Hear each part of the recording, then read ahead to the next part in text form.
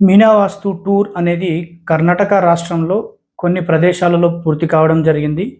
దక్షిణ దిశలో ఏదైతే ఒక కమర్షియల్ విధానము మరియు గృహ నిర్మాణము 2 కలిపి కట్టుకోవడం ద్వారా ఏ విధమైన వాస్తు దోషాలు ఏర్పడి ఫలితాలు అనేవి ఏ విధంగా వచ్చాయి అనేది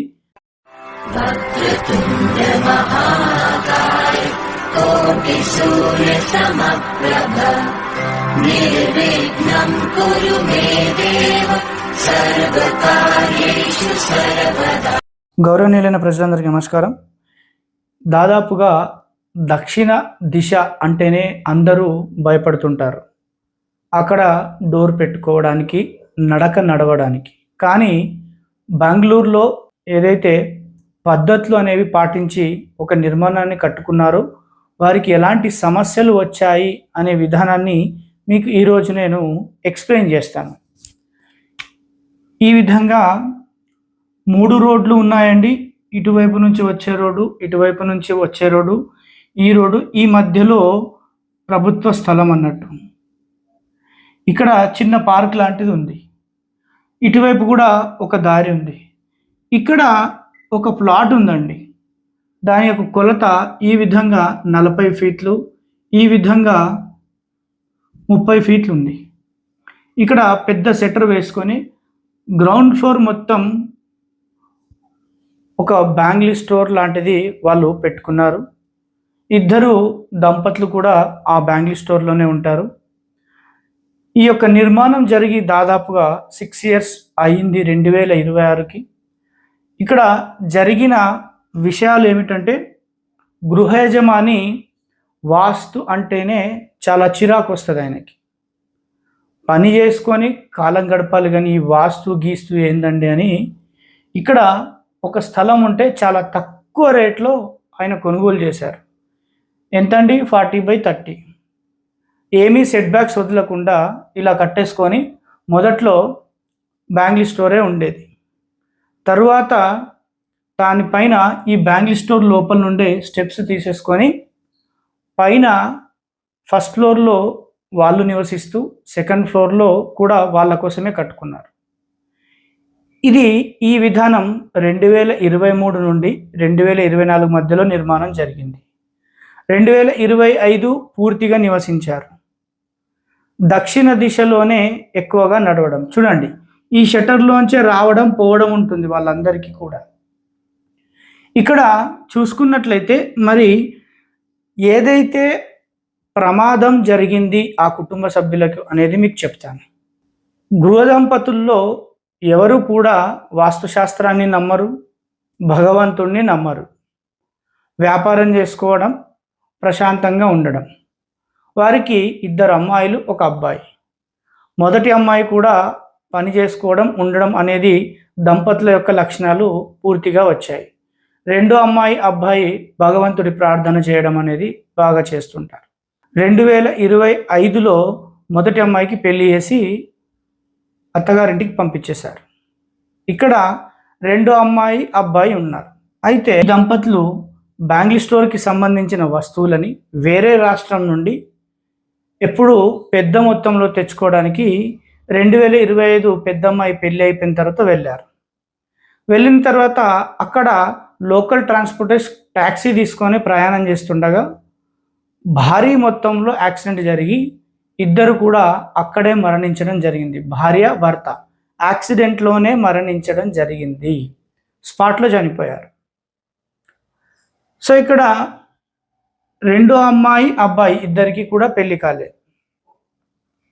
వీరు వాస్తు ఎపిసోడ్లని దాదాపుగా చూస్తూ, అన్నీ చూస్తూ ఎందుకు జరిగింది అనేది వాస్తుశాస్త్రము ఖచ్చితంగా మేము పాటివ్వకుండా ఈ నిర్మాణం అనేది కట్టుకున్నారనేది వారికి తెలుసు. దానివల్లనే అని వాళ్ళు చాలా బాధపడుతూ మీనా వాస్తు ఛానల్ని చూశారు.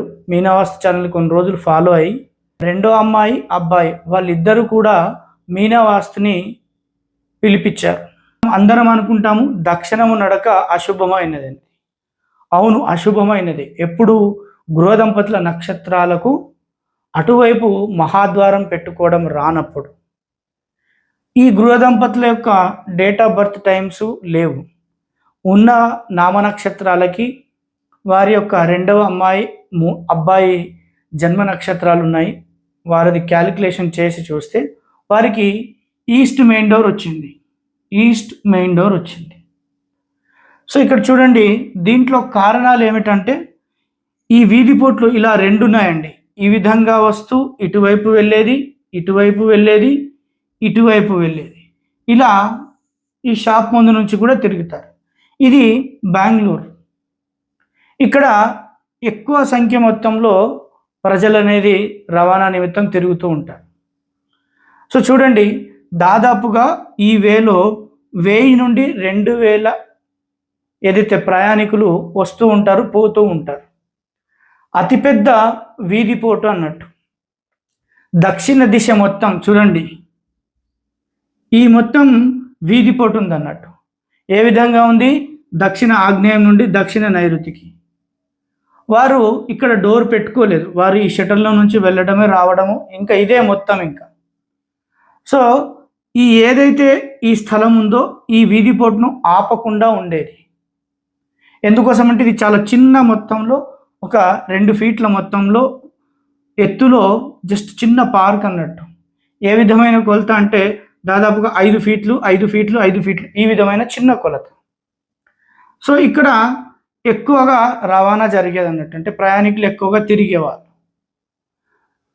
ఇక్కడ జరిగిన ఏదైతే సంఘటన ఉందో ఆ సంఘటన చాలా భయంకరమైన తీవ్ర పరిణామాలు అనేవి ఎదుర్కొన్నారు ఆ కుటుంబం.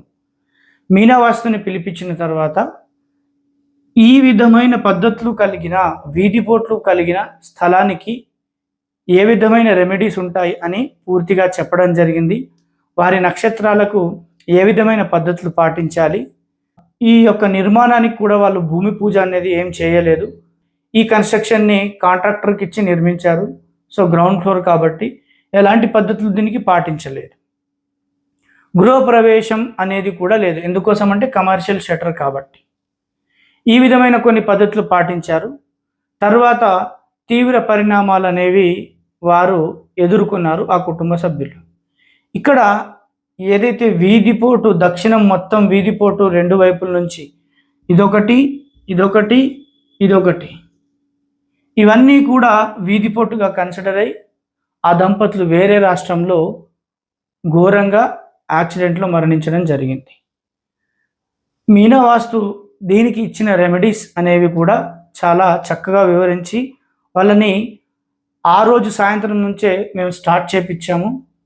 ఒకవేళ మీ గ్రామంలో, మీ నగరంలో, మీ పట్టణంలో ఏదైతే దక్షిణ ఆగ్నేయం నుండి దక్షిణ నైరుతి వరకు వీధిపోటు కలిగిన స్థలాల్లో మీరు నివసిస్తున్నారా? అయితే జాగ్రత్త పడండి. రెమెడీస్ ఏవి కూడా ఏ విధంగా పనిచేస్తాయి, వాస్తు టిప్స్ ఏ విధంగా పనిచేస్తాయి, ఫలితం ఏమైనా ఉంటుందా అనేది కూడా మీరందరూ ఆలోచించండి. ఈ గృహంలో ఏదైతే కింద బ్యాంగిల్ స్టోర్, పైన ఏదైతే ఉండడానికి కట్టుకున్నారో వీటన్నిటికీ కూడా ఖచ్చితంగా దుష్ఫలితాలే వస్తాయి. గౌరవనీయులైన ప్రజలందరూ కూడా దక్షిణం మొత్తం వీధిపోటు పడితే మీరు ఆలోచించవలసిన అవసరం చాలా ఉంది. దీనికి సంబంధించిన విధానాలు మీ ఏరియాలో మీరు నివసిస్తున్న పద్ధతుల్లో ఉంటే మీరు వారి కుటుంబాన్ని ఒకసారి గమనించండి. వారి కుటుంబంలో ఎలాంటి మార్పులు వస్తున్నాయి, ఆరోగ్యపరంగా, ఏదైతే డబ్బుల పరంగా, వాళ్ళ ఇంట్లో మనశ్శాంతి ఉందా, ఏదైనా గొడవలు పడుతున్నారా, ఈ విధమైన విధానాలని మీరు పరిశీలన చేసినట్లయితే మీకు అర్థమవుతుంది. దక్షిణం దిశ అంటే దక్షిణ ఆగ్నేయం నుండి దక్షిణ నైరుతి వరకు వీధిపోటు ఉన్న గృహాలు ఏ విధంగా మారతాయి, అప్పుడు మీరు ఎలాంటి పద్ధతులు పాటించాలి అనేది మీనావాస్తు 2వ ఎపిసోడ్లో మీకు పూర్తిగా ఎక్స్ప్లెయిన్ చేస్తుంది. ధన్యవాదాలు.